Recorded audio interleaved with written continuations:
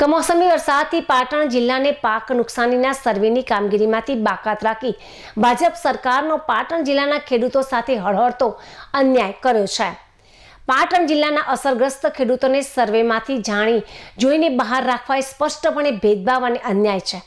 ખેડૂતો જ્યારે આર્થિક સંકટમાં છે ત્યારે તેમને સહાયથી વંચિત રાખવું એ સરકારની પાટણ જિલ્લાના ખેડૂતો વિરોધી નીતિ દર્શાવે છે। આ વહીવટી તંત્રની નિષ્ફળતા અને સરકારની બેદરકારી દર્શાવે છે।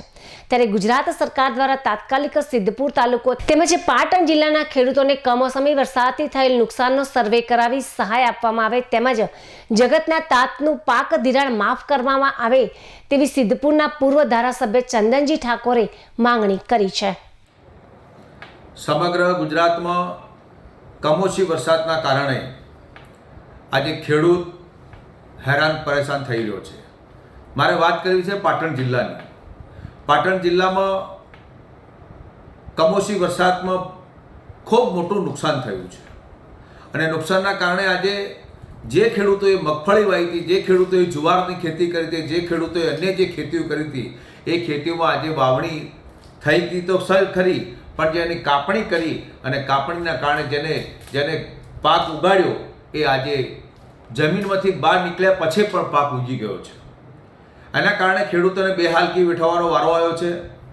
સરકારે ખૂબ મોટો ભેદભાવ પાટણ જિલ્લાને કરવામાં આવ્યો છે। પાટણ જિલ્લો આજે સર્વેથી બાકાત રાખવામાં આવ્યો। બનાસકાંઠાને સર્વેની મંજૂરી આપી, સાબરકાંઠાને સર્વેની મંજૂરી આપી, મહેસાણાને સર્વેની મંજૂરી આપી।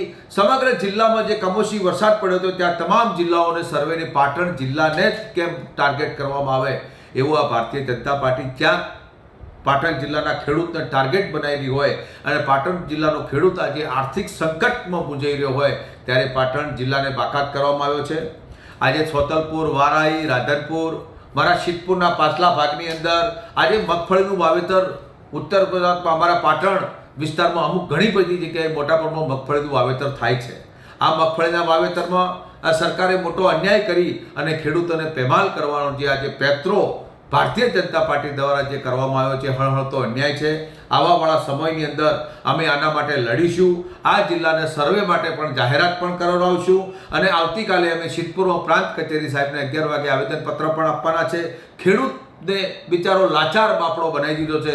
મારી સ્પષ્ટ માગણી છે કે સરકાર જોડે કે જે ખેડૂત ઉપર જે ક્રોપ લોન લીધી હોય એ ક્રોપ લોન ભરવા માટેની પરિસ્થિતિ અત્યારે પોખળી બની ગઈ છે।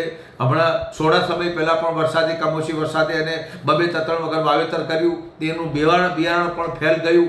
એટલે સરકાર જોડે મારી સ્પષ્ટ માગણી છે જેટલી ક્રોપ લોન લીધી હોય એટલી ક્રોપ લોન તાત્કાલિક ધોરણે સરકાર પાટણ જિલ્લાને માફ કરાવડાવે અને માફ નહીં કરવામાં આવે તો અમે ઉગ્ર આંદોલન પણ ખેડૂત દ્વારા કરીશું।